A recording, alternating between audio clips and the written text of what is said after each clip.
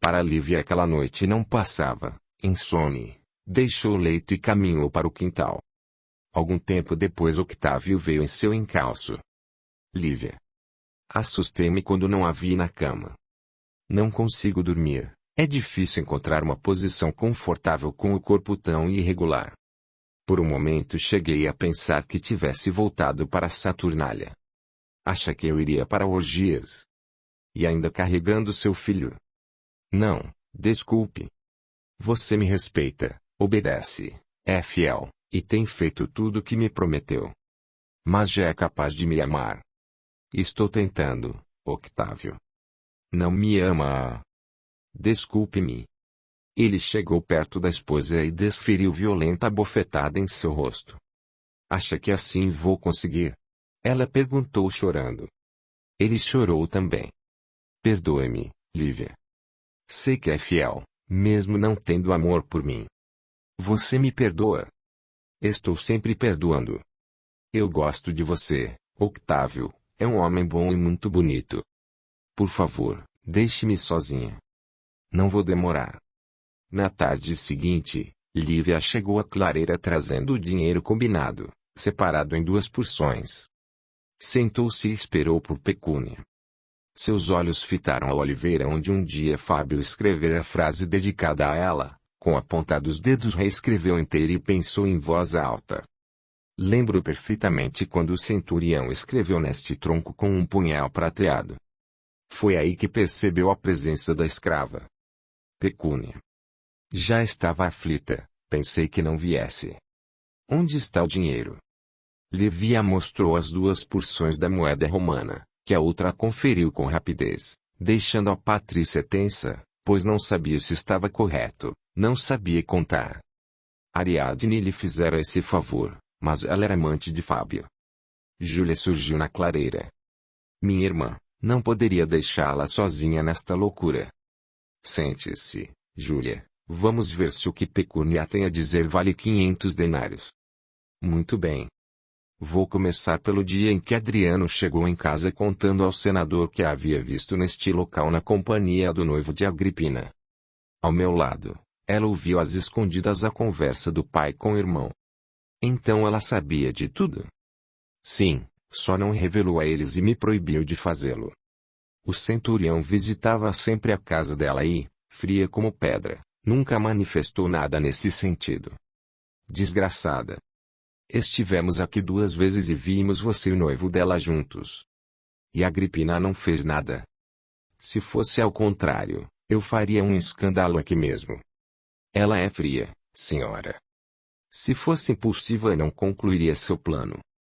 Na primeira vez, ela seguiu para casa em pranto desconsolado, o que me causou pena. Da outra vez, porém, não chorou mais, e seus lábios tremiam de ódio. Ao vê-lo escrever essa frase na árvore, chegou a morder a própria mão, e a senhora não pode imaginar o seu estado quando deu-lhe aquela trança. A serva se calou por instantes, e então prosseguiu. Agripina dissimulou a mágoa e se despediu do noivo à porta do regimento, ao lado do pai, como se nada tivesse visto e ouvido. Deixou que Agripa relatasse a Caio o ocorrido, pois sabia que assim ele a expulsaria de casa.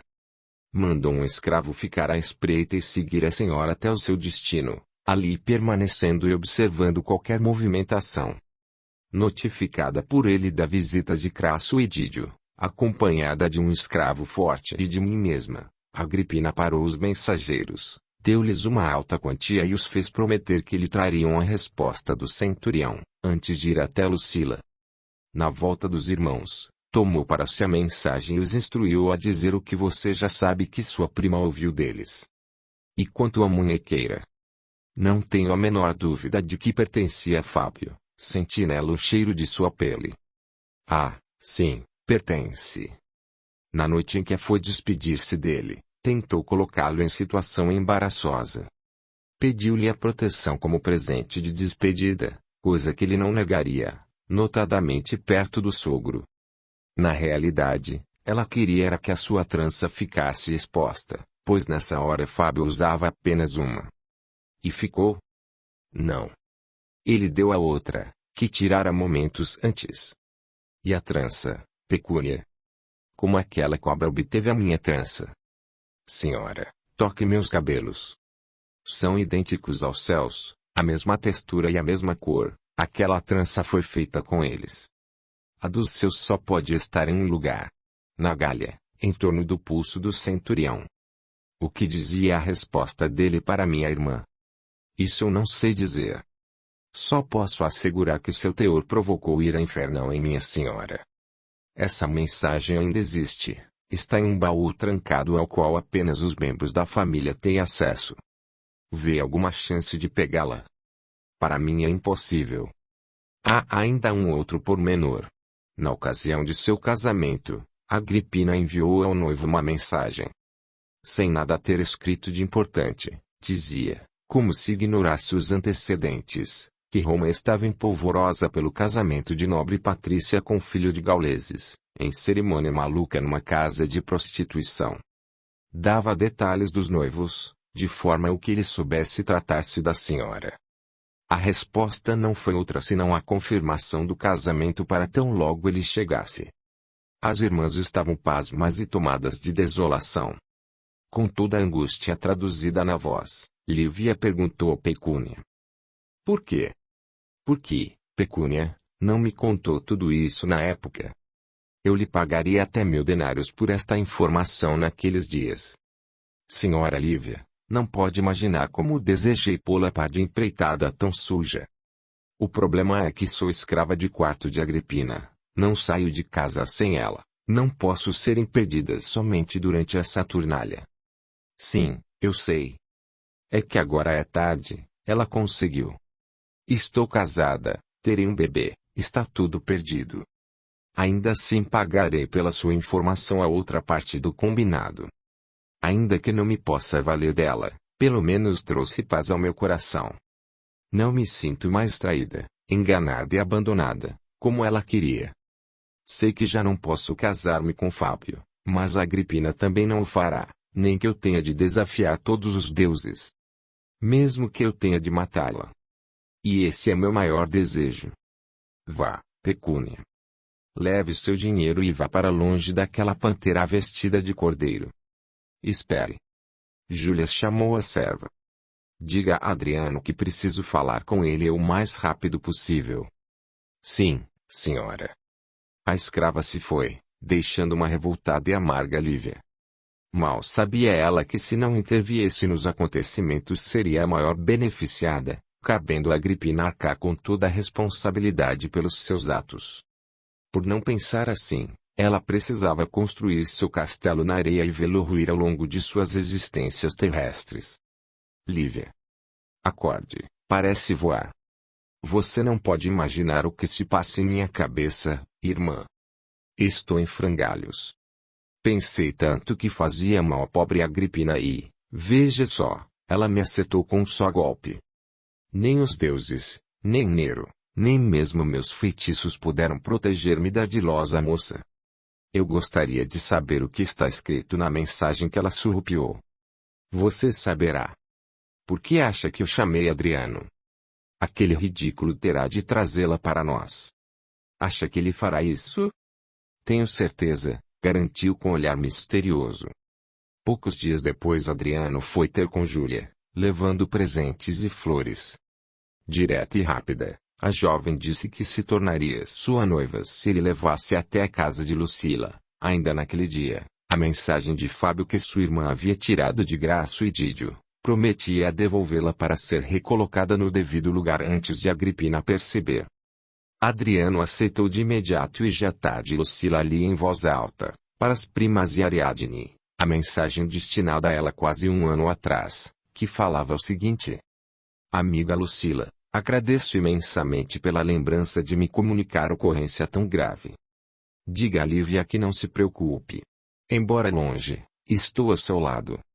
Não me leve a mal, mas eu não gostaria que ela continuasse em sua casa, assim. Deve procurar pelos meus pais, portando esta mensagem, e, sem dúvida, eles a acolherão até que eu volte e veja a melhor maneira de resolver a situação com Agripa e Caio.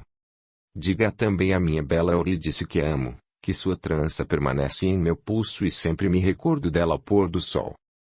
Flávio manda dizer que felizmente a ama, porém isto só vale se ele morrer em campanha. No caso de voltar a Roma, você deve esquecer este subscrito. Não se inquiete, faço mudar de ideia. Fábio Augusto Cornélio Justo. Lucília enrolou a mensagem e a devolveu a Adriano.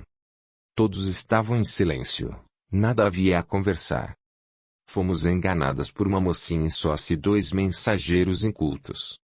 Isso não pode ficar sem troco. Lucília estava encolerizada. De manhã, 6 soldados da guarda metropolitana conduziam a julgamento Crasso e Dídio, acusados de traição. Era atribuído aos irmãos o ato desleal de levar mensagens aos exércitos inimigos, contendo localização, número de homens e detalhes do arsenal que possuíam as legiões romanas. Entraram na cidade manietados e amarrados aos cavalos dos militares, sob os olhares frios e desafiadores de Lucília e das primas. Lívia encostou o indicador no nariz de Crasso e disse, num tom de voz que deixava clara sua participação na prisão dos irmãos: deveria tomar cuidado com as mensagens que carrega. Elas podem matar. Caio Július estava exultante. Naquela noite aconteceria a esponsal, que uniria a família de Agripa, a dele. Júlia recebeu presentes e o anel de ferro das mãos de Adriano e assinaram o contrato nupcial, estabelecendo o dote. Agripa queria marcar logo a data, para dali a 2 meses, a noiva não aceitou, lembrando que teriam até 2 anos para realizar a cerimônia, tempo este que ela pretendia usar para burlar o contrato assinado. Agripina manteve-se impassível. Acreditava que seu segredo era mantido e tentava inclusive travar conversação com Lívia. Você não sabe do que eu sou capaz. Consegui mexer com a pior pessoa de Roma, foi o que ouviu. Agora ninguém poderá defendê-la de mim. Com uma calma que não era real, Lívia tomou a mão esquerda da moça e lentamente foi dobrando os dedos de encontro à palma, enquanto falava. Você é falsa, dobrou o primeiro. Invejosa, dobrou o segundo. Mal amada, dobrou o terceiro. Pulou para o dedo mínimo e, dobrando-o, continuou. Suja e trapaceira. Deixou apenas o anel em riste para si. Acariciou o dedo em questão, tocou a aliança de noivado e, mirando os olhos assustados de Agripina, concluiu. E não vai se casar com Fábio, dobrou o último dedo, desta vez de encontro às costas da mão. O estalar dos ossos foi abafado pelo grito de dor de Agripina, que derramava lágrimas abundantes quando os demais se aproximaram para ver do que se tratava. Se contar a alguém o que fiz, quebrarei todos os seus ossos em uma próxima ocasião. E olhando para o senador, disse com rosto inocente. Senhor Agripa, sua filha caiu sobre a mão. É melhor que ela tire o anel de noivado, seu dedo começa a inchar. Acho que precisa de um médico. Não quero retirar meu anel. Ora, querida, ele é só ferro, não tem tanto valor. Aliás, seu anel não tem valor algum. Júlia prestou os primeiros socorros a Agripina, imobilizando-lhe o dedo quebrado e fazendo algumas recomendações. A família deixou a casa de Caio e, com exceção de Adriano, nenhum de seus membros lá esteve pelos meses que se seguiram. Lívia, que estava nos dias de dar à luz, como todas as mulheres da época, sentia a vergonha do ventre crescido. Vestindo uma capa que camuflava seu estado, dirigiu-se ao templo, com a intenção de pedir proteção aos deuses para a hora de a criança nascer. Admirava as memoráveis colunas da cidade quando o ódio assaltou, ao cruzar os olhos com os de Agripina. Acompanhada de Pecúnia, ela fingiu não ver a adversária. Está fingindo que não me vê? Lívia não obteve resposta. Olhe para mim, sua cobra peçonhenta. Consegue olhar em meus olhos e dizer que é sensível como uma flor. Não falo com mulheres de má vida. Pois não fale. Poupe-me do timbre irritante de sua voz. É uma despeitada. Pode ter quebrado meu dedo, porém jamais quebrará meu compromisso com meu noivo. Não aposte nisso nem uma única moeda. Posso mandá-la para o reino de Plutão, onde está sua mãe, antes que você peça socorro. Como ousa falar assim de minha mãe, que deve estar no Elysium? Elysium. Soltou uma gargalhada.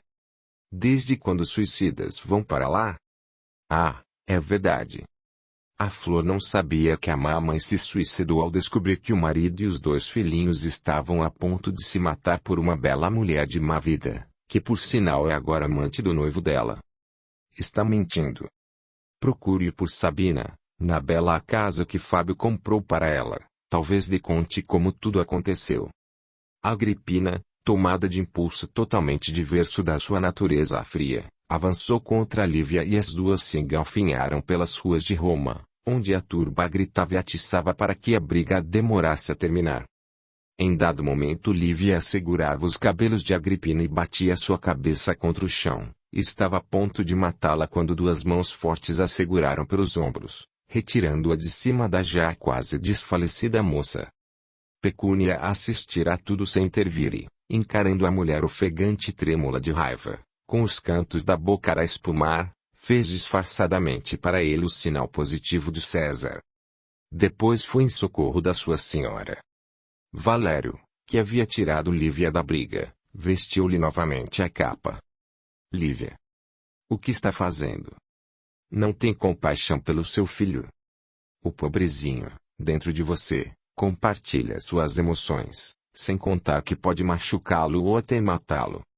Sem responder, ela chorava convulsivamente quando o velho cristão colocou-a em sua carroça, cheio de cuidado, e seguiu para sua casa. Não trocaram palavra pelo caminho e, ao chegar a seu pobre e pequeno lar, Valério deixou Lívia chorar pelo tempo que quis. Ficou apenas a observar os soluços sentidos e sua mão direita fechada com tanta força que as próprias unhas a faziam sangrar.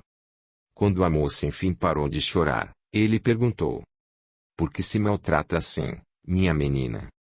Eu vou contar porque odeio a Agripina. Não foi o que perguntei. Essa resposta eu já tenho. Como? Tomou-lhe a mão machucada e abriu. A aliança de noivado de Agripina estava lá. Os homens brigam por qualquer motivo. As mulheres, no entanto, só brigam por 2 filhos ou homens. Como Agripina não tem filhos e você também ainda não. Lívia narrou o episódio da mensagem. Por que não me procurou quando seu pai a expulsou? Eu a teria levado justamente para a casa de Juliano. Mas isso não vem ao caso. Não temos poder de mudar o passado e o futuro é incerto. Somos imperadores do nosso presente. Eu quero morrer. Todos morreremos. Eu quero que seja agora. Não pode dispor de sua vida, especialmente quando carrega outra. Uma vez eu disse a você que não devemos intervir de maneira desonesta nos acontecimentos. Se Agripina o fez, deixe que ela arque com os resultados. Você deve manter a calma. Nunca deixarei sair vitoriosa disto. Nem sempre o ganhador é aquele que recebe o prêmio da disputa. Já parou para pensar que pode ser melhor para você aquela mensagem não ter chegado às suas mãos? Impossível. Lívia, a misericórdia divina está sempre nos ajudando. Ainda que às vezes não seja bem como gostaríamos, eu lhe asseguro. É como precisamos e merecemos. Você pode ser extremamente infeliz se desposar o noivo dela. Eu não posso mais me casar com ninguém, já sou casada e estou bem. Então por que se maltrata desse jeito? Por que não permitirei que ela se case com ele? E o que ganhará, se eles não puderem ficar juntos? Filha, deixe que se casem. Ela precisa disso para descobrir que não vale a pena forçar uma situação. Se for impedida, como saberá? Como reconhecerá o amor que liga a vocês 2? Ela precisa ter a promessa dele cumprida e descobrir que não era o que sonhava. Dessa maneira vocês ficarão unidos sem oposição. Quando? Quando ela resolver morrer e o deixar viúvo? Pode ser. Um compromisso conjugal, se não é feito por espíritos sintonizados, acaba no dia em que um deles deixa o corpo. Podemos estar velhos quando isso acontecer, sem contar que ele pode morrer primeiro. Pode, e qual o problema? De que adiantaria? Somos imortais, minha menina. Eu queria estar com ele na condição de mortal, ter um belo casamento e filhos. Pode ter, mas não é o momento, As circunstâncias parecem absolutamente desfavoráveis. Tem agora a oportunidade de conviver com seu marido e assim ampliar seus laços de afeto. Terá um filho e talvez outros. Faça deles seus amigos. Faça o melhor que puder. Você terá outra chance. Não compreendo. Ao tempo em que Jesus esteve entre nós, havia um fariseu, senador dos judeus, de nome Nicodemos, que certa vez veio ter com ele e disse querer saber o caminho até Deus. O mestre então disse: Não pode ver o reino de Deus aquele que não nascer de novo. Indagando como poderia um homem velho voltar ao seio de sua mãe, ouviu novos ensinos. O que é nascido da carne é carne, o que é nascido do espírito é espírito. O espírito sopra onde quer. E necessário renascer da água e do espírito. Continuou sem entender. Valério tocou o ventre dela. Talvez você não saiba, mas seu filho está imerso na água, e tudo que existe começou nela. Isso é nascer da água. E se o espírito sopra onde quer, com seu sopro ele anima a matéria imersa na água. Acredita que seu filho tem um espírito? Claro, ou não seria vivente. E esse espírito estará unido ao seu corpo quando ele nascer? Sim. Se isso ocorre uma vez, quem faz tal ligação não pode repetir o feito. Se essa divindade tem o poder de juntar corpo e alma, faz isso quantas vezes quiser. Certo. Acredita que o espírito sobrevive ao corpo? Sem dúvida. Então seria impossível essa divindade pegar um espírito que já deixou o corpo e juntá-lo a um novo corpo, da mesma forma que fez antes. Não. É possível. Pois é, Lívia. Renasceremos em outros corpos, para prosseguirmos nosso caminho de lutas e aprendizado. Uma única vez não seria o bastante. O caminho da redenção é longo. É como se o corpo fosse nosso veículo para uma longa viagem. Em certo ponto ele deve ser trocado por um mais novo, com cavalos descansados. Isso é muito interessante, apazigua meu coração. Quer dizer que posso ficar tranquila. Que se eu morrer sem fazer as coisas que almejo, poderei nascer novamente, crescer e fazê-las. E com muito mais entendimento e experiência, já que a cada vida trazemos uma bagagem maior de conhecimento. Mas não se esqueça. Nossos erros também nos acompanham para ser corrigidos. Por isso, quanto melhor você agir hoje, tanto melhor e mais feliz poderá ser a sua próxima vida. Valério, eu gostei disso. Para meu próximo nascimento, vou poder dar algumas opiniões sobre como eu gostaria que fosse. Talvez possa. Se estiver em condições de opinar, de dar sugestões que promovam o seu crescimento e ajudem a quitar suas dívidas. Pois bem. Vou pedir para nascer junto a Fábio, na última porção de terra para o lado ocidental, e que Agripina nasça bem no oriente. O velho cristão riu gostosamente. Só que por ora vocês duas estão muito perto. Prove a si mesmo que consegue conviver com isso. Eu vou tentar, disse, atirando com força a aliança de Agripina pela janela. Abraçada a ele e sentindo-se melhor, ela deixou a pequena choupana. Valério acompanhou-o até a casa de seus pais, de onde Lívia não saiu naquela noite. Um escravo fora buscar Octávio, pois ela dava sinais de estar prestes a ter o filho. O exaustivo acontecimento apressara, em alguns dias, a chegada de um garoto forte e belo que recebeu o nome de Octaviano. Apesar de Lívia estar encantada com o garoto, seu choro deixava-a desorientada, assim como o marido, que também se sentia incomodado. E foi por essa razão que ele voltou atrás na proibição que fizera a esposa de ter contato com Lucila, visto que esta, acostumada às noites sem dormir, estava sempre disposta a auxiliar.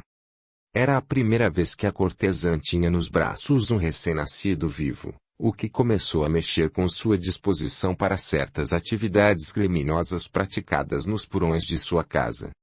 Durante 8 meses, Lívia, Júlia e Lucila, inventando pretextos diferentes, encontraram-se com Valério no primeiro dia da semana, em sua casa, onde participaram de alguns cultos na companhia de vários cristãos. A despeito de achar o cristianismo encantador, Lucila não conseguira ainda empreender uma reforma em seus costumes e aderir a ele. As irmãs, por sua vez, não concebiam a ideia de abrir mão da superioridade que lhes conferia o fato de serem romanas e consideravam extremamente difícil não usar seus dons em benefício próprio. Contudo, Valério sabia que a semente estava lançada. Octávio, que havia montado o pequeno comércio, praguejava sempre porque a esposa não podia ajudá-lo, devido à ignorância quanto a letras e números. Assim, não tinha um só dia de folga para si, estava invariavelmente preso ao negócio e nunca tinha descanso ou lazer. Certa manhã de outono, ele pediu a Lucila que ajudasse a esposa por uns dias com as contas, para que ele fosse até Nápoles, onde se encontrava um mercador com produtos orientais a preços especiais. Acha que eu, Lucila Pertinax, vou me sujeitar a trabalhar neste seu comércio sujo e fedorento? Não é mais sujo ou fedorento que sua conduta. Em todo caso, pensei que poderia colaborar com sua prima. Você é desprezível. Proibiu Lívia de estar comigo, quando não lhe interessava. Depois, para ficar ouvindo choro de criança, fui recebida em sua casa, e agora que precisa ir a Nápoles eu posso até cuidar de seus negócios. Por favor. Eu lhe pagarei. Você não me pagou nem a festa de seu casamento. De mais a mais, acha que estou necessitada de dinheiro? Não me faça rir. Sua sorte é que tenho pena de minha prima. Mas nem por isso me submeterei a esta porcaria. Vou mandar Ariadne ajudá-la, é excelente com os números e sabe ler e escrever. Eu agradeço. Octávio partiu, e Ariadne instalou-se em casa de Lívia, o que causou alguma polêmica nos arredores. Todos achavam despropositado e arriscado ele deixar a jovem esposa, que já teria se envolvido com outro homem antes do casamento, morando com uma das meninas da casa de Lucila por tempo relativamente longo. Entretanto, as duas desenvolveram laços de profunda amizade. Lívia levou Ariadne para conhecer Valério, e ela ficou encantada com o cristão, da casa de Lucila. Foi a primeira a receber o batismo, adotando o nome Verônica. Nesse dia prometeu que viveria com Lucila apenas até encontrar outro meio de se sustentar. Além disso, disse a Lívia que não mais aceitaria Fábio por amante. E foi exatamente nessa época, alguns meses antes do previsto, que se soube que a 10ª estava voltando, vitoriosa, a Roma. Lucila descobriu que ela estava a 2 dias da capital do mundo e correu para dar a notícia à prima Lívia. Desejou estar em Nápoles, com o marido, ou na Sicília, o celeiro de Roma, a trabalhar como escrava, talvez até mesmo na Ibérnia, longe do domínio romano. Só não gostaria de estar em Roma na ocasião em que a 10ª lá entrasse. Prometera a si mesmo e a prima que não assistiria à cerimônia de ovação à 10ª pelas ruas de Roma, para não ver o centurião. Ela percebeu que estava enganada ao ouvir o soar das cornetas que anunciavam a chegada da legião, o barulho do povo a gritar e o som das patas dos cavalos. Ariadne fechara as portas do comércio, pois havia grande confusão e os saques eram abundantes, e foi ter com a Lucila para assistir ao espetáculo, que a patroa chamava de desfile de belos exemplares. Lívia foi incapaz de manter a promessa. Correu, segurando Octaviano nos braços, e se juntou a elas. Prima.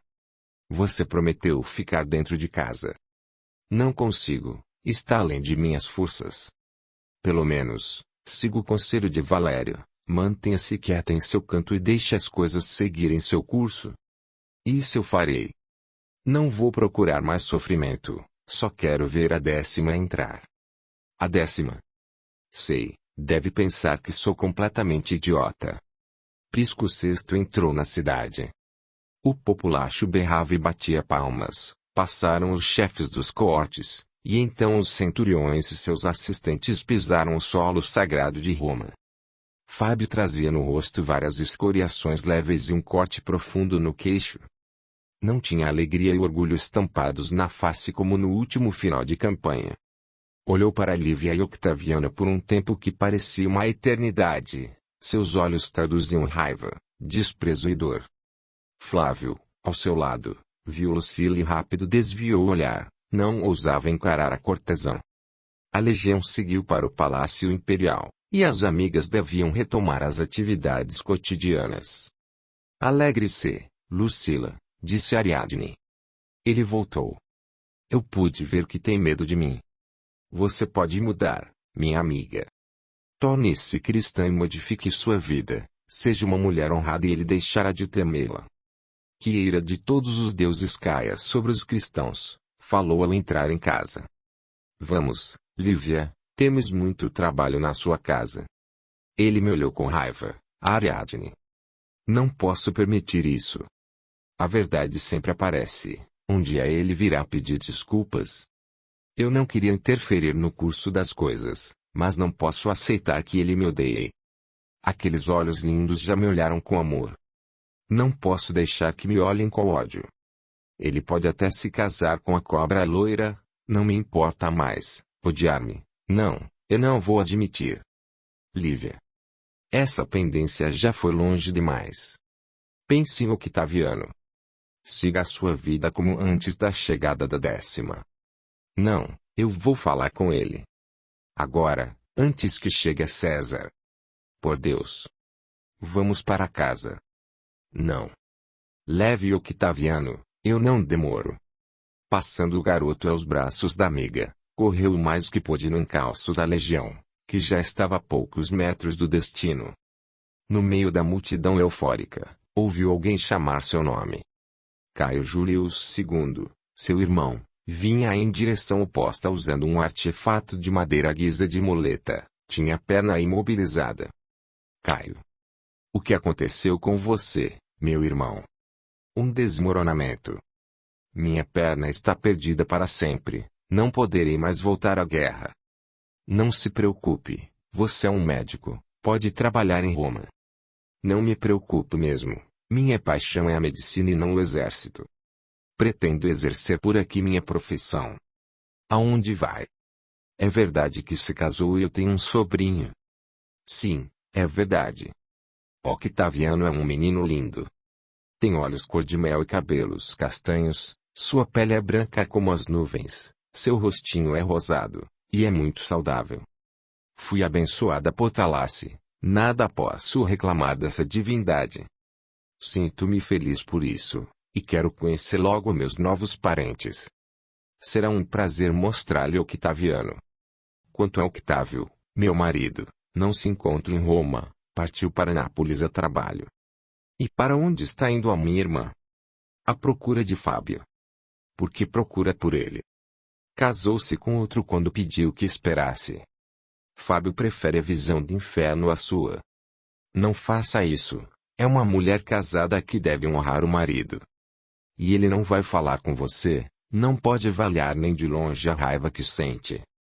Não pretendo desonrar meu marido, só não posso admitir que ele me odeie tanto, se não mereço seu ódio. Eu acho que merece. Não sabe de nada que houve por aqui, meu irmão, nem quero lhe contar. Aliás, no momento não quero falar sobre isso nem com ele. Venha, vamos ver Octaviano. Após acompanhar o irmão até as portas da cidade, Lívia voltava para casa quando um desconhecido desenhou no ar, com a mão direita, uma cruz. Sabendo tratar-se de mais um código dos cristãos, ela repetiu o gesto. Ele a saudou com a paz do Cristo e disse que se reuniam em um cemitério para a leitura dos evangelhos todo o primeiro dia da semana. Logo ao escurecer, perguntou se ela gostaria de participar. Inteirando-se do local exato, a jovem prometeu aparecer. No entanto, apenas forneceu os dados a Ariadne, que exultou com a possibilidade de ter um culto cristão perto de casa. Durante uma semana as comemorações foram intensas, mas inclusive depois de encerradas as orgias imperiais, Fábio não apareceu em casa de Lucila. Visitava Agripina com frequência, bem como Licínia e Sabina. E foi no caminho deserto que dava acesso à casa da última que a obstinada Lívia esperou por ele certa feita, atirando-se na frente do cavalo. Está louca? E de que outra maneira você pararia para me ouvir? Eu não quero ouvi-la, nada que tenha a dizer pode me interessar. Não admito que me odeie, pois não sinto mesmo por você. Não tem motivo para me odiar, sim, tenho de sobra. Apeou-se o que tenho a dizer. Não, Lívia. O sortilégio se quebrou, nada mais sinto por você a não ser desprezo. E quanto ao amor puro, iluminado, eterno e além da vida. Era um feitiço. Acabou. Audiolivro realizado pelo canal Surya Chand Audiobook. Mentira. Nem quando pensei que me havia abandonado pude deixar de amá-lo, você também não conseguiria. Tire a munhequeira. Para quê? Para provar que já não me ama. Não tenho nada a lhe provar. Saia do meu caminho ou passarei sobre você. Tire a munhequeira. Se comprovar que realmente não me ama, voltarei para casa e não me importarei mais em falar com você. Do contrário, terá de me ouvir. Saia da minha frente. Lívia tomou uma adaga com a mão direita e a encostou do lado esquerdo do próprio pescoço. Fábio apeou em um salto e tentou aproximar-se da desvairada mulher. Não dê mais um passo. Tire essa maldita munhequeira, ou vou sangrar até morrer na sua frente. Jogue a adaga ao chão e tire você mesma. Estendeu o braço na direção dela. Sabe que se tentar me enganar, eu sei do que é capaz. Lentamente ela jogou o afiado instrumento e tomou o braço do centurião. Duas lágrimas silenciosas rolaram pelo rosto, ainda ferido, de Fábio ao ver descoberta a trança em seu punho. Nunca mais olhe para mim com raiva. Eu suportaria qualquer coisa, menos esses olhos me fitando sem amor. Amo seus olhos, amo você. Eu desejei tanto odiá-la. Não pude. Sempre que tentei atirar longe esta trança, era como se tentasse arrancar uma parte do meu corpo. Pelos deuses. Por que não esperou por mim? É uma história comprida. Não tenho pressa. Lívia contou com riqueza de detalhes tudo o que acontecera em sua ausência. É uma trama sórdida, custa-me crer que Agripina tenha tido tal coragem. Preciso dessa mensagem, é um motivo justo para que eu desfaça o compromisso assumido. Visto que minha noiva interceptou correspondência minha e mentiu em meu nome, isso mostra que seria uma esposa desonesta e desobediente. Para que vai terminar seu noivado? Para se comprometer com outra que talvez seja pior que ela? Não quer se casar comigo, minha bela Eurídice. É um pouco tarde, Orfeu, eu já sou casada, e só os homens podem pedir o divórcio. E em casos extremos como infertilidade, o que não é o meu caso. Ou adultério. Não comigo, Octávio iria optar por me matar. Então terá de ficar viúva. Eu envelheci 10 anos nos últimos 2. Você não pode envelhecer, é um semideus, apenas ganhou uma cicatriz, que, aliás, ficou muito bem em você. O centurião fez uma expressão incrédula e ela reiterou. Estou falando a verdade. Torná-lo menos belo é uma proeza que nem os deuses conseguem, uma lâmina jamais o faria. Ele a tomou nos braços. Você é minha, Eurídice. Vamos mudar esta história, não pode morrer, e sim aquele que se encantou com você. Fábio acompanhou Lívia até sua casa e encontraram Júlia à espera da irmã. Naquele dia ficou acertado que o Júlia faria Adriano trazer-lhe a mensagem, que entregaria nas mãos de Fábio. Num gesto de astúcia, ela fez Adriano romper o noivado, ameaçando contar a Agripa porque o aceitara. O patrício, sem opção, rescindiu o contrato com a família, porém prometeu nunca se casar ou permitir que a ex-noiva o fizesse. Naqueles dias Lívia perdeu por completo a noção de suas responsabilidades, esquecida dos sábios conselhos de Valério, sucumbiu ao adultério. Nada mais ocupava a mente da apaixonada mulher senão a busca de um modo de se tornar viúva, assim como de se livrar de Octaviano, que o centurião já avisara que não adotaria. Foi numa noite em que estava totalmente desgostoso pelo fim do noivado do filho, o qual desde então se mostrava tristonho e calado, que Agripa recebeu a visita do futuro genro. Fábio foi taxativo ao dizer que não mais se casaria com a filha do senador, uma vez que ela o desrespeitara, violando sua correspondência e mentindo em seu nome. Isso é verdade, Agripina? Indagou o senador com expressão abatida. Antes que ela respondesse, o noivo mostrou a mensagem em sua mão. Tudo que fiz foi com a melhor intenção, papai. É de fato uma pena que Fábio não tenha compreendido. Ver um velo e para um este, de boas intenções o inferno é cheio, ele citou em tom grave. Eu sabia que não deveríamos ter adiado o casamento. Para mim foi excelente, pois tive tempo de saber com quem iria me casar. Eu sinto muito, senador, e gostaria que fosse diferente. Você vai se arrepender. Que a ira de Marte caia sobre você e adúltera por quem me trocou. Ainda se lembrará do dia de hoje como aquele em que repudiou a única mulher que suportaria viver ao seu lado, sendo você como é, o homem de todas as mulheres.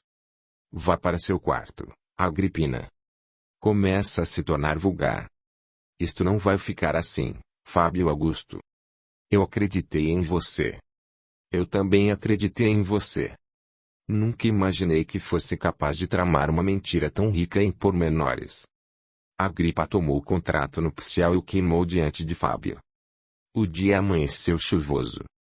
Lívia e Júlia haviam passado toda a noite se revezando no leito de Octaviano, que estivera febril e choroso. Depois que a tia o medicou, o garoto enfim adormeceu e as irmãs, com cansaço visível no rosto, foram tomar o desjejum. Octávio entrou pelo fundo, tinha expressão de cansaço e parecia ter perdido alguns quilos. Cumprimentou a esposa e a cunhada somente com um aceno de cabeça e entrou no quarto para ver o filho. Ao retornar à cozinha perguntou de maneira direta, traço por que mentiram para mim? Como assim? Você e Lucila disseram que o tal centurião estava morto. Acabo de saber que ele está em Roma, e que esteve aqui em minha casa. Trata-se do ex-noivo da filha do senador Agripa. Não foi com ele, Lívia, que você se envolveu antes do nosso casamento. Sim, foi com ele. Lucila achou que seria melhor você pensar que ele estava morto, já que para mim estava. E ele veio vê-la aqui, em minha casa? Sabe que posso matá-la por isso? Não, meu cunhado. Você só pode matar minha irmã em caso de adultério, e isso não pode provar, uma vez que o centurião esteve aqui à procura de Ariadne, que é sua amante, e não de Lívia. Lívia, ainda gosta desse homem? Não. Quer dizer, eu não sei. Você me traiu? Claro que não, Júlia respondeu pela irmã. Ficarei vigilante enquanto esse centurião estiver em Roma. Não pense em trair minha confiança, Lívia, bem sabe que a mataria sem piedade. Como obteve tantas informações maldosas antes mesmo de chegar aqui? Um escravo da casa do senador me contou. Agripina. Sim, talvez ele o tenha feito a mano dela, já que deve odiá-la pelas agressões que sofreu de sua parte, além do roubo de sua aliança de noivado. Contudo, existe um detalhe. Essas informações incluem a de que você me trai, levianamente, descaradamente, dentro de minha própria casa. Ainda assim vou dar-lhe um voto de confiança. Pense bem antes de cometer uma loucura. A partir desse dia, Octávio contratou um garoto de pouco mais de 13 anos para ajudá-lo no comércio. Dava ao pobrezinho algumas moedas e muita humilhação, dizendo que sequer aquilo ele merecia já que era burro, preguiçoso e não sabia fazer nada certo. No fundo o que ele queria era poder, sempre que a esposa saísse, ter alguém com quem deixar o estabelecimento para segui-la às escondidas, o que não funcionava, visto que Lívia sempre percebia suas manobras. Sem que o imaginasse, Octávio estava fornecendo armas para a mulher lutar contra ele, pois foi justamente o fato de saber que era sempre seguida que lhe deu ideia diabólica para tirá-lo de seu caminho. Pediu à irmã que lhe fizesse um tônico capaz de provocar diarreia violenta e o deu ao marido. Júlia também cuidou de avisar a Fábio que esperasse Lívia na clareira, ao pôr do sol. Nesse horário Octávio se sentia em agonia extrema e não pôde seguir a esposa, que, a pretexto de ir à procura da irmã que tinha remédios para tudo, encontrou o centurião que não via há quase 2 meses. Minha bela Eurídice, disse pegando a amada nos braços. Estava louco de saudade. Estou a ponto de perder a cabeça e varar com uma lança aquele apicultor hediondo que vive a segui-la, impedindo que eu a toque. Também já não suportava o desejo de vê-lo, Orfeu. Acalme-se, Sei de uma forma de fazer com que ele tropece na serpente. Mas vou precisar de sua ajuda. E o que quer que eu faça? Sou capaz de ir andando à Grécia, buscar essa serpente. Não é preciso, as mais venenosas estão em Roma. Como quer que eu o mate? Não será assim. Terá de ser de um jeito sutil, ou meu pai me matará em minha própria casa, como manda a tradição, se você o matar e depois se casar comigo. Vou contar em minúcias o que pretendo, e você não poderá sequer estar em Roma no dia. Mas não agora. Primeiro deixe-me vê-lo, olhar dentro de seus olhos e tocá-lo para ter certeza de que é real, e não um Deus que desceu por acaso do Elysium e que pode voltar a qualquer instante. Nem para lá irei sem você. Esteve na casa de Lucila? Não, exclamou sorrindo. Não posso arriscar que cumpra a promessa que fez. Esteve com Sabina ou Licínia? Não pense nelas, quando estiver comigo em minha casa, não mais existirão. A noite já ia alta quando Lívia voltou para casa, deixando traçado junto ao amante o plano nefasto contra Octávio. Como justificativa pela demora, disse ao marido que o remédio não estava pronto e que tiveram de ir à cata de ervas para prepará-lo. E, ingerido o antídoto, no dia seguinte ele acordou bem melhor, podendo inclusive trabalhar. 48 da mitologia grega, Talácia era uma filha de Aeteremera. Capítulo 22. A tarde de domingo chegava ao fim quando Lívia, pela janela de sua casa, viu Ariadne sair. Tomada de pânico, gritou o nome da amiga, que se dirigiu até sua janela. Boa tarde, Lívia. Parece tensa, ou estou enganada? Não. Estou angustiada ao extremo. O que aconteceu? Nada em especial. Está indo ao, cochichou, culto cristã? Sim, não falta um só domingo. E uma pena. Eu ia justamente pedir que cuidasse de Octaviano, para eu poder ir até lá. Talvez me sentisse melhor. Certamente se sentirá melhor. Vá. Eu fico com o menino, acho que está precisando mais do que eu. Você faria isso? Claro. No meio da semana posso ir à casa de Valério. Vá em paz. Ariadne pegou o menino nos braços e voltou para a casa de Lucila. Aceito seu pretexto. Lívia vestiu uma capa e seguiu para o cemitério. Às vezes olhava discretamente para trás e via Octávio a segui-la. No cemitério ela percebeu que algumas pessoas entravam sorrateiramente em uma cripta e foi atrás. O local parecia um labirinto, úmido e frio, e à medida que se descia um caminho íngreme a iluminação ficava por conta das tochas bruxuleantes. Em área ao fundo da cripta, ela se sentiu em uma assembleia, macabra no seu entender, pois os túmulos eram visíveis. Teve medo e pensou: como alguém pode sentir paz em um lugar tão sinistro? Várias pessoas estavam sentadas no chão, sendo quase impossível ver seus rostos, sob a iluminação fraca das tochas. Concentravam-se na frente, onde ficavam as lápides e uma pedra grande da qual por certo um pregador falaria assistência atenta, na penumbra da catacumba de ar denso e sufocante. 2 lágrimas silenciosas rolaram pelo rosto de Lívia quando ela viu o palestrante da noite. Valério, com seu jeito terno e sereno, subiu à tribuna improvisada e saudou os ouvintes atentos. Que a paz do Cordeiro de Deus esteja conosco, meus irmãos em Cristo. A jovem teve vontade de agarrá-lo pelas mãos e tirá-lo dali o mais rápido que pudesse, mas sabia que era tarde. Ariadne estava segura, teria de pensar depressa em como salvar Valério. Ele calmamente abriu um pergaminho. Tratava-se dos escritos que Lucas fizera, tendo por base os depoimentos da mãe de Jesus, e que emocionado começou a ler e comentar. Bem-aventurados os pobres de espírito, porque deles é o reino dos céus. Quando nos falou das bem-aventuranças, Jesus estava traçando para nós o caminho da redenção. Não são frases aleatórias, meus irmãos, elas têm uma sequência lógica para que possamos passo a passo alcançar a verdadeira felicidade. O primeiro passo, então, é ter o espírito pobre, o que não quer dizer falta de conhecimento, dado que este é imprescindível em nossa trajetória. E, Sim, ter consciência de que, por maior que seja o conhecimento da criatura, ela nunca supera o Criador. É reconhecer que acima de qualquer inteligência terrena existe a inteligência suprema do Pai. Uma vez conscientes disso, passamos a defender ideais de justiça e igualdade entre todos os homens e mulheres, sabendo sermos todos filhos do mesmo Pai e, portanto, irmãos.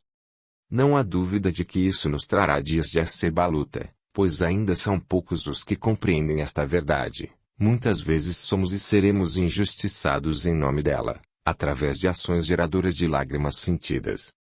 Bem-aventurados os que choram, porque serão consolados. Traço a partir do momento em que choramos nossas dores, isso significa um crescimento muito grande, vista que o pranto não agride. Quando optamos por chorar, desistimos de ir à forra, pagar com a mesma moeda, usar a força física, provando que confiamos em Deus e deixamos a cargo dele a resposta à ofensa. 1000 vezes melhor, meus irmãos, voltar para nossas casas chorando que provocar lágrimas em alguém, porque só os mansos sabem chorar. Bem-aventurados os mansos, porque possuirão a terra. Traço quando os mansos possuírem a terra, não será para guerrear, espolhar, dividir e dominar. Na terra dos mansos o amor imperará. A presença do Mestre será sentida em Roma toda, no Oriente e no Ocidente, e ela não mais será Roma, e sim parte de um todo que será o reino dos filhos do Cordeiro vivendo em paz e harmonia. Não haverá mais separação, injustiça, diferença de crença ou de casta. Seremos irmãos, seremos mansos, e estes anseiam pela justiça. Bem-aventurados os que têm fome e sede de justiça, porque serão saciados. Traço e alguém acha possível um habitante desse mundo fraterno não ter fome e sede de justiça? Sim, meus irmãos, se as temos, seremos saciados. Mansos, habitaremos a terra do Cordeiro, e saciados de justiça, encontraremos o mais nobre sentimento humano, aquele que é o predecessor do amor universal, também exemplificado pelo Mestre. A misericórdia, que nos remete à primeira bem-aventurança. A misericórdia é a miséria do coração, a pobreza do espírito que se curva à potência maior. Ser misericordioso é ser empático, é sentir a dor do irmão e suavizá-la com o amor que brota fomentado pela misericórdia. Devemos lembrar sempre que não é possível ser amoroso sem ser misericordioso. Bem-aventurados os misericordiosos, porque alcançarão misericórdia. Traço quando damos um sentimento. Isso quer dizer que primeiro o recebemos, visto que ele está em nós. Ao passar pelas etapas da pobreza de espírito, da mansuetude, da justiça e da misericórdia, estaremos edificando tudo isso em nós e em nossos irmãos, que também herdarão a terra. Alcançar a misericórdia é viver em plena comunhão com Deus, Jesus e todos os habitantes da terra, sejam homens, animais, plantas ou pedras.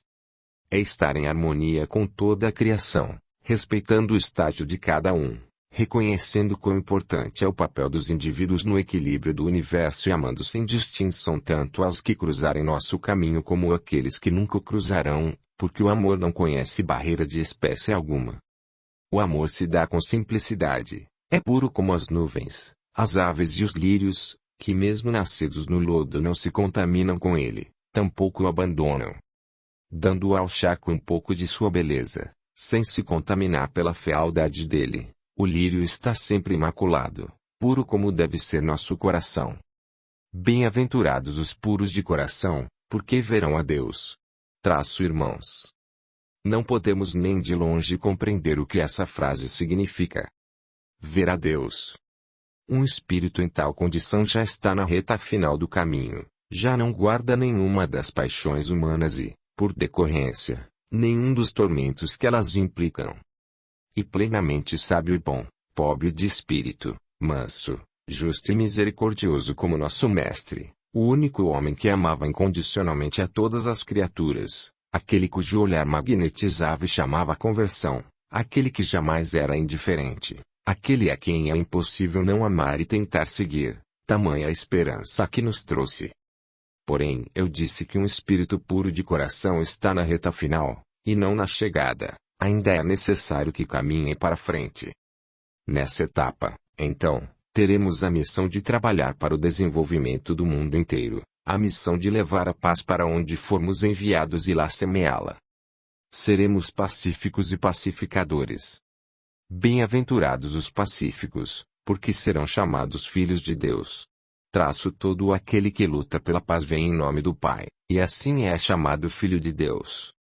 Num aparente paradoxo, em geral os portadores de doutrinas pacificadoras acabam por gerar polêmicas, à medida que elas mexem em posições privilegiadas do mundo. Porque suas crenças incomodam os poderosos e promíscuos, que se recusam a mudar, são sempre ultrajados, incompreendidos e sacrificados. Não obstante, como se seu sangue contivesse sementes de esperança, deixam restes de luz e seguidores convictos, que por sua vez plantarão sua semente no chão. São perseguidos por amor ao Pai e à justiça, mas é possível matar homens, nunca suas ideias. Bem-aventurados os que são perseguidos por causa da justiça, porque deles é o reino dos céus. Por isso Jesus diz que seu reino não é deste mundo. Ele, que já possui o reino dos céus, quer partilhar conosco esse paraíso, onde poderemos nos recompor da caminhada, para empreender outra, e outra, até finalmente sermos, como Ele, unos com o Pai. Por isso não temamos, irmãos, recordando o que nos foi assegurado. Bem-aventurados sereis quando vos caluniarem, perseguirem e falarem todo o mal contra vós por minha causa. Alegrai-vos, porque será grande a vossa recompensa no céu, pois assim foi com os profetas e os que vieram antes de vós. Que o Mestre esteja conosco, nesta hora de amor e testemunho supremo. Que assim seja. Valério, com lágrimas nos olhos, enrolou o pergaminho e fechou os olhos em oração contrita. A assistência fez o mesmo, exceto Lívia. Não admitia nem para si própria o quanto aquelas palavras a haviam tocado. Nesse momento, um ruído de patas de cavalos e choque de metais se fez ouvir no corredor da tumba. O eco fazia um efeito amplificador da chegada dos pretorianos, que desrespeitosos invadiam o recanto de oração dos primeiros cristãos. Estes não se moveram em alvoroço, permaneceram sentados, de olhos fechados, em prece. Foi um espetáculo estarrecedor. Os militares jogavam os cavalos sobre as pessoas quietas e calmas, sem defesa ou resistência. Muitos morriam ali mesmo, sob as patas dos treinados cavalos de batalha. A gritar feito demônios alucinados, os romanos ordenaram que todos os sobreviventes ficassem de pé e foram amarrando um a um, com uma só corda. Depois arrastaram nos corredores acima até a superfície, onde começaram a fazer as perguntas de praxe. Qual seu nome? É cristã? Todos informaram o nome e declararam-se cristãos, até que chegou a vez de Lívia. Sou Ana Lívia Zenones, filha do centurião, primos Pilos do Caio Július. O militar soltou as mãos dela e disse que estava livre. Ela é minha esposa, Octávio gritou. Não sou cristão, apenas acompanhava Lívia. Pergunte a ela. Ele é seu esposo? Sim. E fala a verdade? Não é cristã? E como acha que eu descobri este local? É claro que foi seguindo meu marido. Ele é cristão. Embora fale com o coração sangrando, sou mais leal a Roma que a meu próprio marido. Levem-no. E um maldito fanático da seita do carpinteiro. Octávio protestava e gritava ser mentira o que a esposa afirmava. Um pretoriano o golpeou com o lado sem corte da espada, deixando-o no chão a rolar de dor. Ele ergueu os olhos para a esposa, seu queixo tremia. Traidora, desgraçada. Sabe que não sou cristão. É burra demais para ter amado tudo isto sozinha. Foi ele quem a ajudou, não foi? O maldito centurião que a abandonou e agora volta para desonrar minha casa, minha esposa e ainda me matar. Jamais os perdoarei. Que a fúria de Mercúrio caia sobre mim se não me vingar de vocês. Vou viver o resto dos meus dias a lembrar esta traição impiedosa. Olho por olho e dente por dente. Ela não respondeu. A voz de Valério atraiu-lhe a atenção. Meu nome é Valério e sou cristão. Valério, eu vou tentar chamar alguém de influência para ajudá-lo. Não, minha menina. Certa feita eu disse a você que se fosse escolhido para morrer pelo cristianismo, muito ditoso seria. Não faça nada. Eu quero morrer pelo mestre. Não, Valério. Por favor. Sinto-me o próprio Iscariotes, falava em choro incontido. Não se preocupe, pequena Lívia. Assim que Jesus deixou o corpo, sua primeira providência foi descer até Judas e resgatá-lo. Se ele me permitir imitar seu gesto, voltarei para protegê-la de si mesma. Um soldado forte puxou Valério violentamente e Lívia ficou observando a cena. Os soldados montados arrastavam os cristãos amarrados uns aos outros, que repetiam em uníssono a oração que Jesus deixara para a humanidade. Em meio ao coro de vozes fervorosas, ouviam-se os gritos de Octávio proferindo toda sorte de despautérios e palavrões. Entre as 38 pessoas presas naquele dia, apenas 9 não sacrificaram aos deuses romanos. Entre elas estavam Valério e Zaqueu, que em instante algum revelou sua identidade. Para não ser poupado em virtude dela, mantinha o rosto coberto sempre que alguém da guarda vinha trazer alimento ou água, o que demorava até 3 dias. As outras 29 pessoas, depois de apostatar, receberam penas mais leves. Algumas foram exiladas sem direito a levar os bens, que passaram ao domínio da águia, outras foram condenadas à escravidão em propriedades de patrícios, e algumas, incluindo Octávio, foram mandadas para as galeras, onde remariam até o final de seus dias. Ao entrar em casa, Lívia não sabia como contar a Ariadne o ocorrido. Chorando pelo amigo que levara à morte, ela omitiu da narração, é claro, o detalhe de que fora tudo armado em acordo com Fábio para matar Octávio. Fora um ato tão irresponsável a ponto de ela nem questionar o número de vidas que sacrificava para ter o que queria. Ariadne, em estado desolador, voltou para casa e não conseguiu cerrar os olhos. Chorou durante toda a madrugada e desejou estar entre os presentes na catacumba, morreria feliz, pelo mestre, ao lado de Valério. O que valia sua vida? Pelo menos daria a sua contribuição pelo Evangelho. Alguns dias depois, como combinado, Fábio chegou a Roma, bem a tempo de assistir ao espetáculo hediondo no circo. Foi até as prisões para constatar o resultado de seu plano covarde, e ao ver os prisioneiros logo reconheceu Octávio, apontando-o, declarou ser o que servia para anel de seu irmão. Octávio fitou os olhos do centurião e sentiu ódio espalhar-se por seu corpo e sua alma. Estava diante dele o odiado amante da esposa, que agora o mandava para morrer, ou talvez para algo pior que a morte. Qual foi sua sentença? Ele não respondeu e sentiu na fronte o punho do soldado que o interrogava. Eu não sei, senti a cabeça a rodopiar. Teve os bens confiscados em favor da esposa, que é cidadã romana, e deve servir nas galeras, pois cometeu apostasia e sacrificou os deuses, não podendo assim ser levado ao circo. Faça que ele chegue ao navio de meu irmão. Foi o que combinei com Pompeu. Ainda correu os olhos, desdenhoso, pelos outros prisioneiros e, girando o corpo com a imponência e a arrogância típicas dos romanos, saiu da cela infecta com sua esvoaçante capa vermelha, que para ele representava a superioridade de casta. No anfiteatro, tomou lugar junto a Pompeu e sua pervertida esposa, para assistir ao crime consentido da época. Cumprimentou o senador e beijou as mãos de Licínia. Esta aproveitava cada descuido do marido para falar obscenidades ao ouvido do centurião. Nas partes mais baixas do circo se encontrava o populacho ensandecido, sedento de sangue e morte, fazendo um alarido tão grande que impossibilitava qualquer conversação. Na arena o cenário era desolador. 3 dos 9 cristãos já estavam presos a postes, com a roupa encharcada de azeite, para num ato extremo iluminar o sacrifício dos amigos.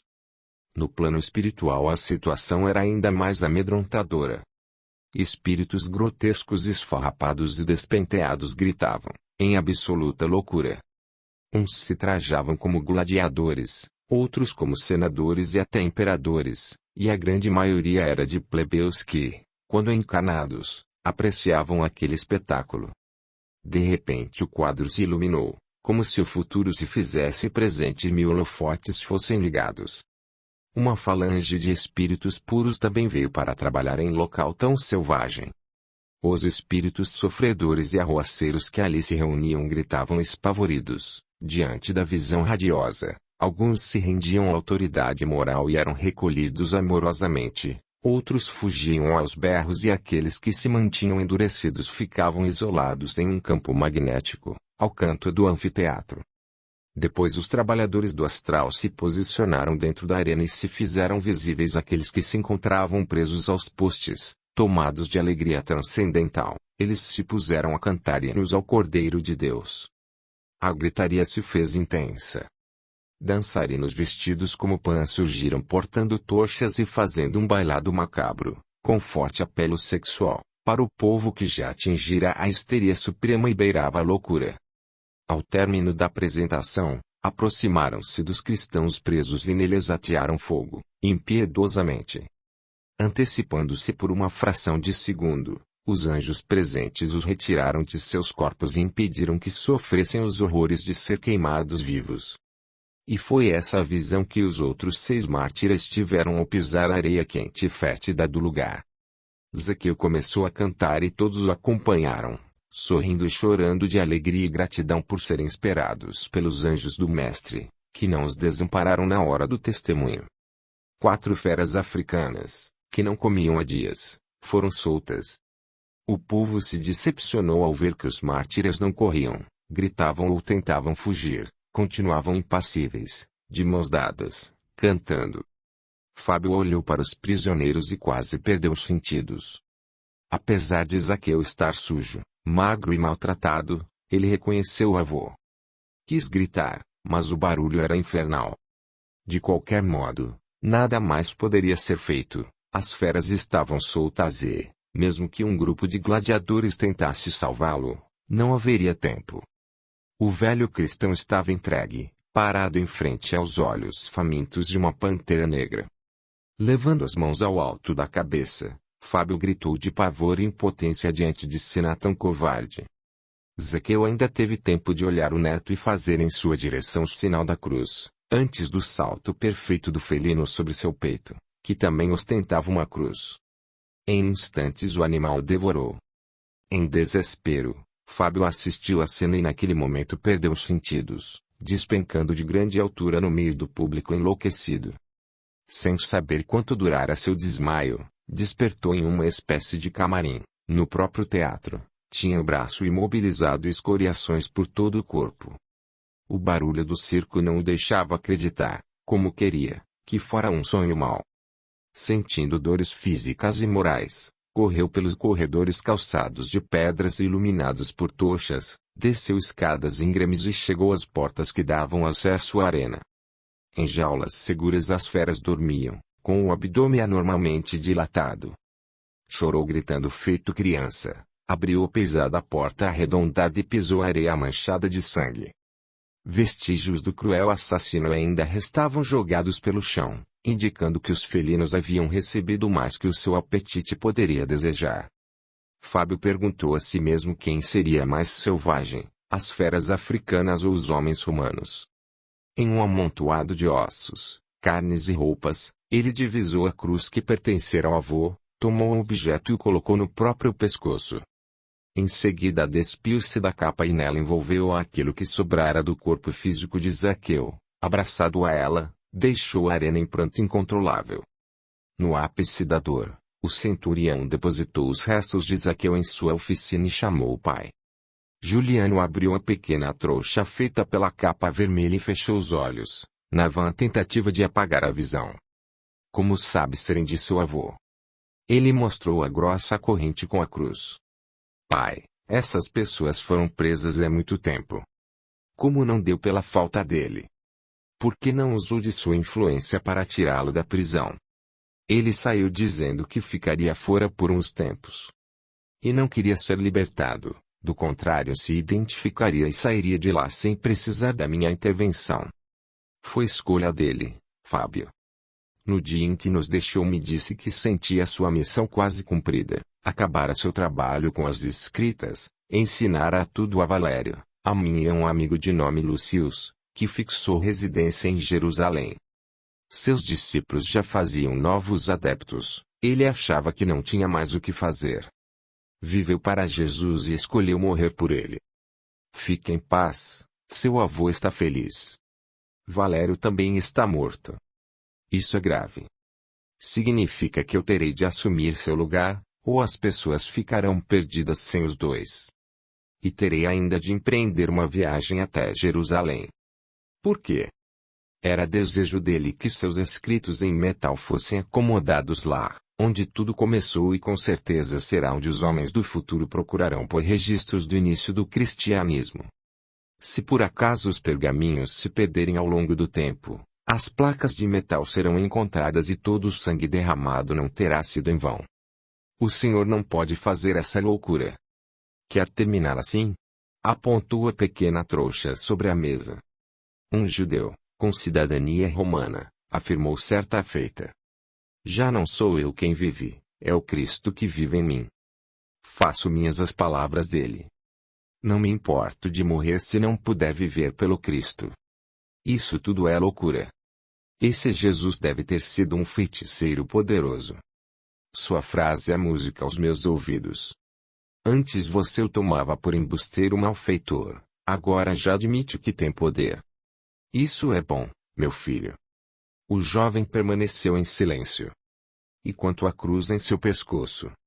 Pretendo usá-la até o fim dos meus dias, não por devoção ao Nazareno e sim ao meu avô.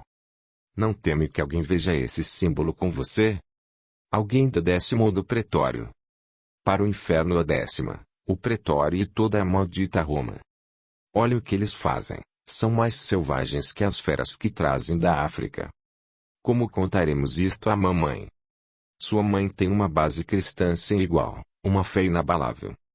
Saberá que o pai não morreu, apenas deu seu corpo em sacrifício por aquele que se aniquilou por nós, entenderá que Ezequiel vive, e que nos reencontraremos.